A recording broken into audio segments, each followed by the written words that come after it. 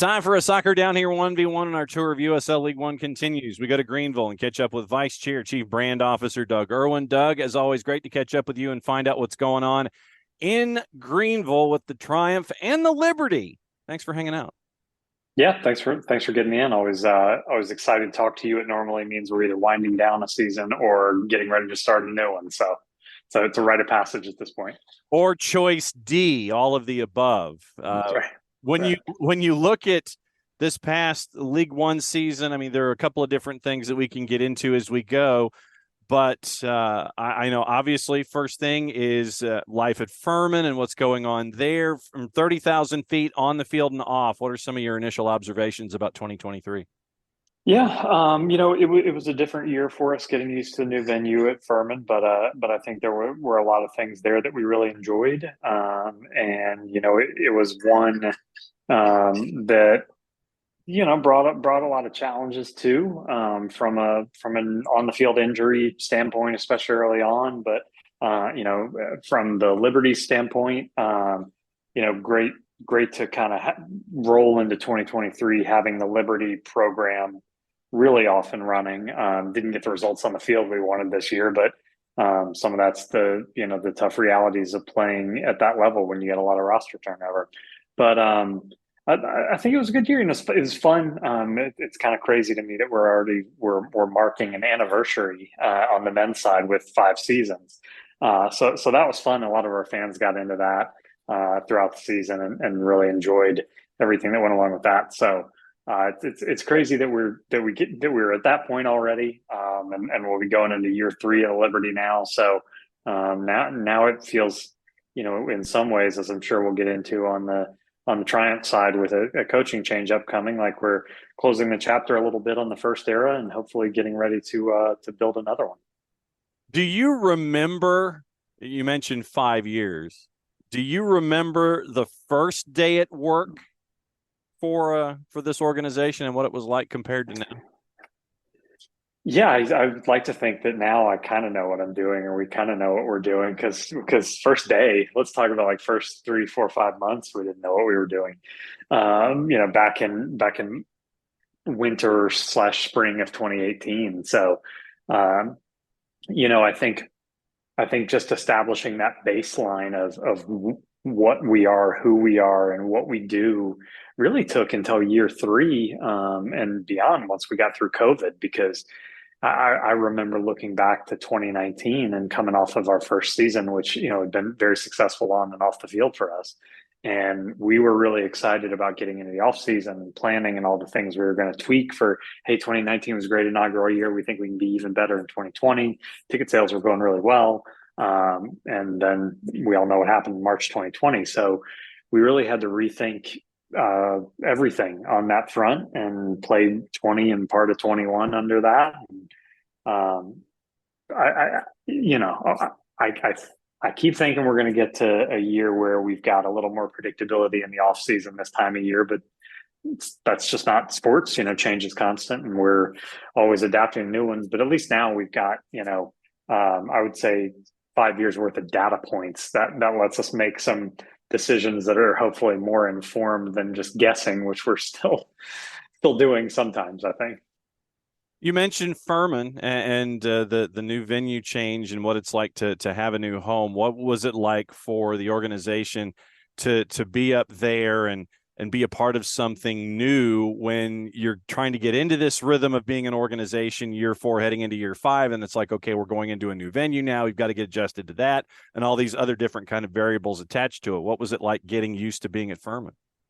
It was a lot of change quickly and pretty late in the game.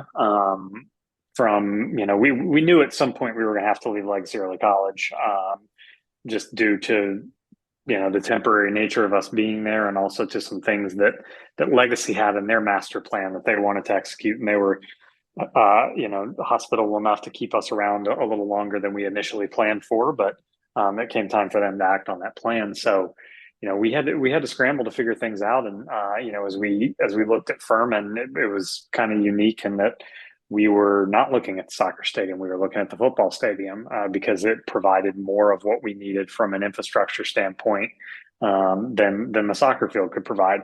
So there were a lot of challenges there. It felt very similar to year one of you're trying to kind of from scratch figure things out. Now, yes, we had a stadium in place, and Furman had the staff infrastructure to give us a baseline to work off of, which was more than we had when we were trying to figure out Legacy Early College. But it was still a lot of reinventing. Okay, how are we going to get locker rooms set up and walk out, and where are the fan? What this we're going from a stadium or a place in Legacy that didn't have stands to now we've got a place that has stands, and they have a lot of them and more than we need for a soccer game. So how do we try and make the best game day experience? And there was a bit of trial and error. I remember we were pretty worried internally about how quickly the first game was coming, and would we be able to execute this well? And I think we were all just kind of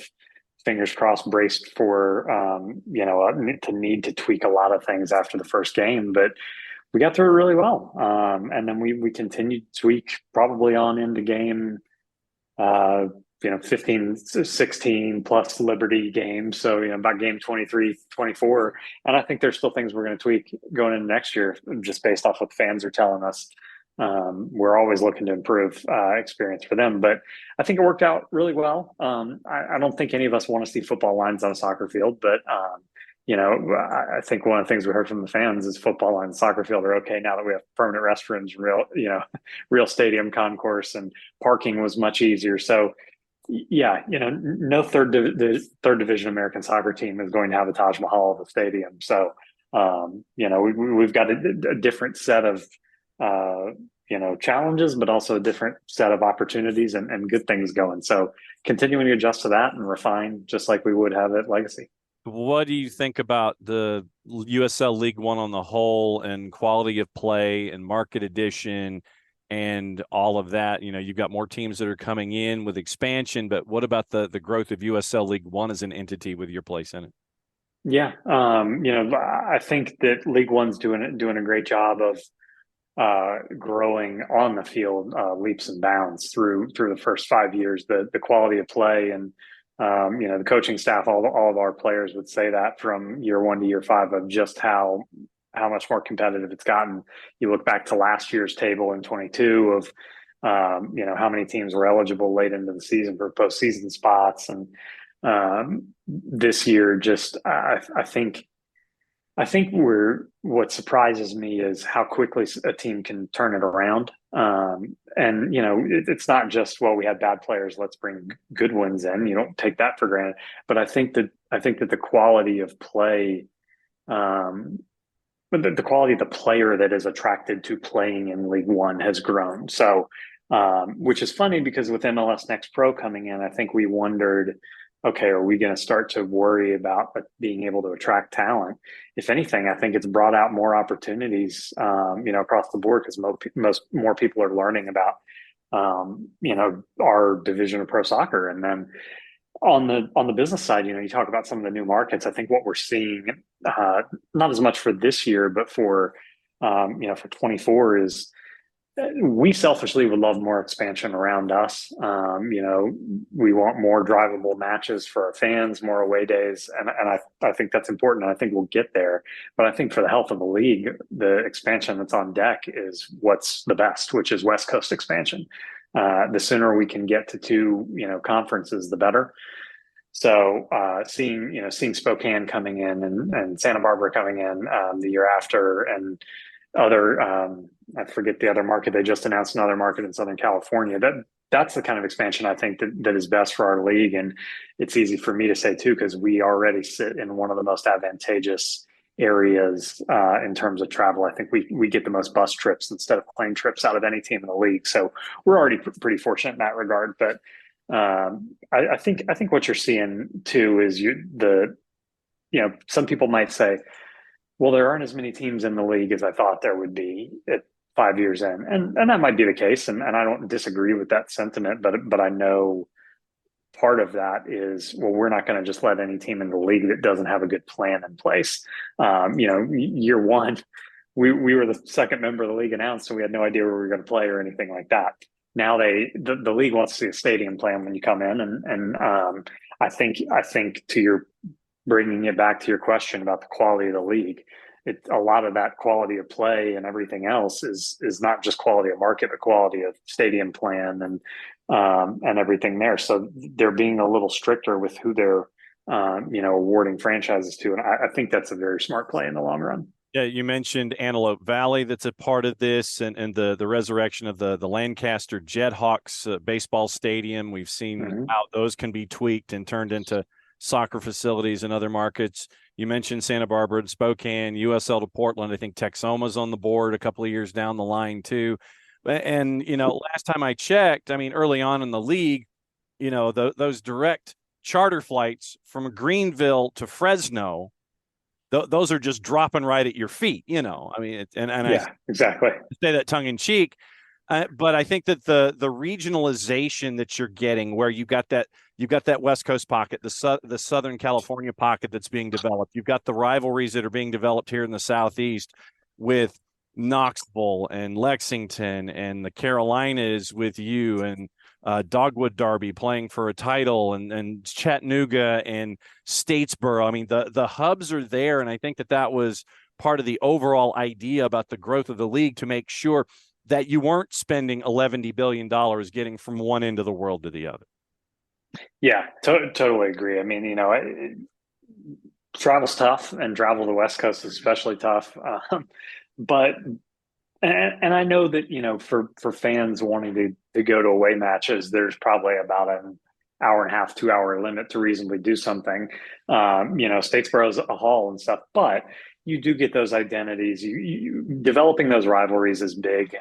It's big for the league, I know, on their marketing fronts to be able to push that out. We did some things with South Georgia Tormenta this year to kind of amp up our rivalry, and it's important for fans to get to know brands. I think the casual fan can't rattle off all the teams in our league, but if you can name a couple and see those on the schedule and start to look forward to those, that's when things change. And now that you're starting to see players move around the league more, I feel like year one, year two, you had a lot of players that would, at the end of the season, they would go up a level or down a level, but you didn't have a ton of team to team movement. Now you're getting more team to team movement. So it's making it easier to understand the league and to watch some of those games. People always talk about with any sports league, it's one thing to watch your team. It's another thing to just turn on the TV and watch a random game from that league. That's why the NFL is king, because even if we might say we won't, but at the end of the day, we'll turn on Jaguars Browns, even if it means nothing to us or something. So getting to the point where more fans are paying attention to what other teams are doing, I think is good. It's a more informed fan, and a more informed fan is likely to consume more of it. So I think that's the key, is working on those pods exactly like you mentioned, and then once you've kind of got those pods and we get to that conference model, then you can start to seed those conferences with even more teams, which is kind of what they did at the championship level. Doug Erwin, Vice Chair, Chief Brand Officer for Greenville Triumph, hanging out with us here for a Soccer Down Here 1v1, with him looking back at the USL League One season that has completed for them and getting ready for the season coming up just around the corner. And one of those big decisions that you've got to make is at the head coach level and the impact level that a guy like John Harkes has had, staying through the end of the calendar year. This is going to be a big set of shoes to fill on a bunch of different fronts. Now that the decision is final, we know that your timetable. What has Harkes meant to the league and to Greenville and to the growth of the sport, do you think, in the Southeast?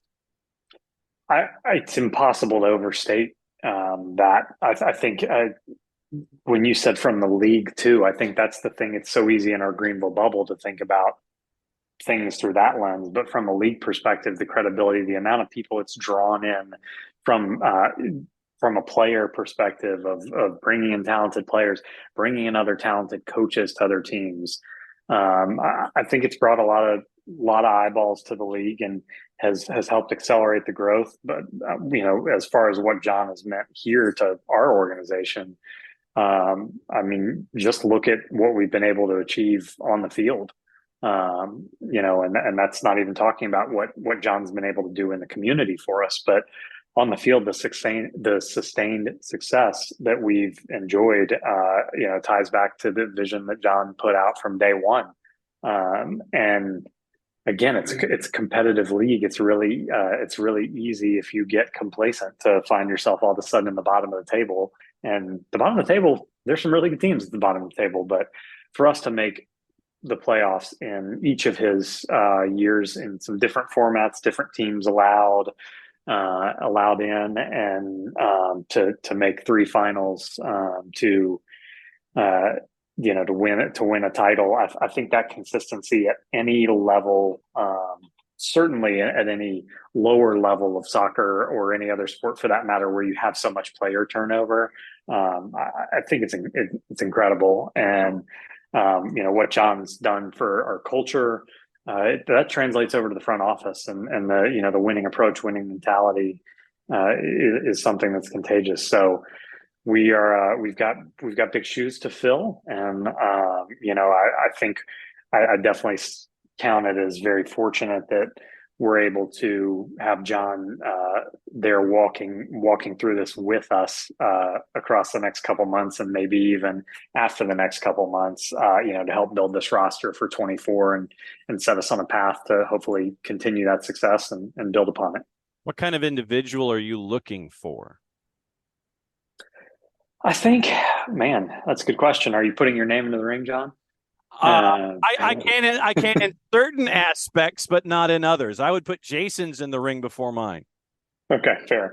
I think for us, a lot of it comes back to culture, and I think that the winning, a lot of times comes from the culture. Winning can create culture. It's always good when you win, but winning normally, if you create culture from winning, it can erode really quick when you're not. So we've got to find somebody who brings culture from day one, who gets our culture, understands the expectations that we have and that our fans have. Yes, it's quote unquote minor league sports, but soccer fandom is serious business, and we've got fans we don't want to let down. We've got partners we don't want to let down. So someone that can come in and pick up that torch. We're not looking to reinvent the wheel here. As I mentioned, John was great at setting this culture and understanding this culture, and I think that is that word is where we're going to start all discussions from. And beyond that, we don't need to get into tactics too much. I don't think we're saying, oh, we're going to look for somebody who runs a 4-4-2 and has wing backs to press up all that. We'll get results however we want to get results, hopefully. But getting someone that gets to just how special this area is. I think our market, we're blessed with one of the best lower level sports markets in the country, in my mind, and the ability to come get in that market, get your hands dirty out in the community, and help grow the game and what's a hotbed for soccer is going to be very important. So when you mention all of that, I mean, we all know that the 2024 season, and yes, we are on the weekend of determining a champion in 23, but the 2024 season and all of that preparation, it's just around the corner. Everybody sits and goes, yeah, no, it's over there, but no, it's really not.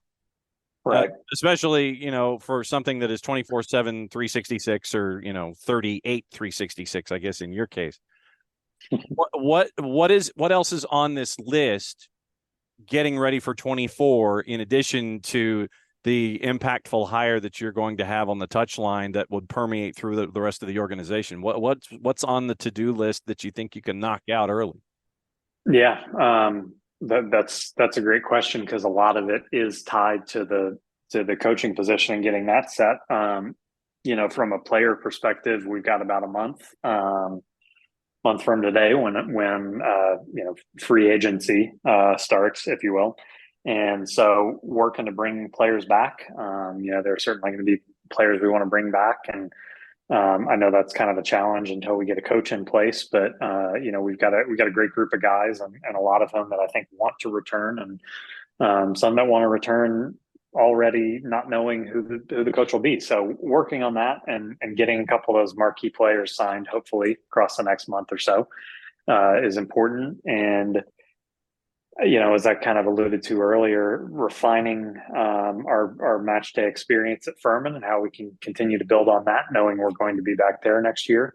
Um, we, the stadium front long term is always a question forefront of supporters' minds, and it's something that we're working on, every single day. And it sounds like a cliche when we say that, but we are, and we've made a lot of really good progress, and we're still hopeful we can have some sort of announcement, across the next couple of months, certainly before we get into preseason, about progress on that front, and that remains the transformative thing for our franchise, and that's going to impact us off the field, obviously a ton, but I think it'll impact us on the field too, in terms of what we can do in recruiting. So the stadium is always the easy answer to the question. That's the biggest thing. But I think for us, again, having some continuity now of we're going into Furman again for next year, it's how can we build on that experience for fans, get more people out there.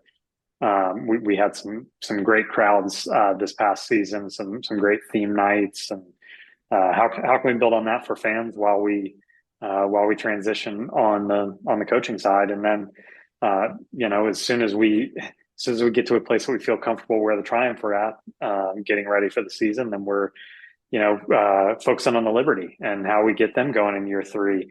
Again, an incredible first year, making a run to the playoff semifinals, losing the eventual league champ, and then a slow start out of the gate this year for us, and it kind of got away from us after that. And it's such a short season. If you lose a couple matches, you're scrambling pretty quickly. So I know that Julie Carlson, our coach for the Liberty, she's been recruiting pretty much since their season ended in early July, and looking at what were some of the key areas on the field that we were missing in year two that we can bring back in year three as we try and solidify the type of competitive team we put on the field year over year, and in a W League that's getting harder too, by the way. As they continue to rapidly expand, I feel like I open my phone up once a week and see two new teams in the league. So as more teams get started and more teams move over from other leagues, it's just going to be harder and harder to compete in the W League as well. So we got to up our game on the Liberty front too.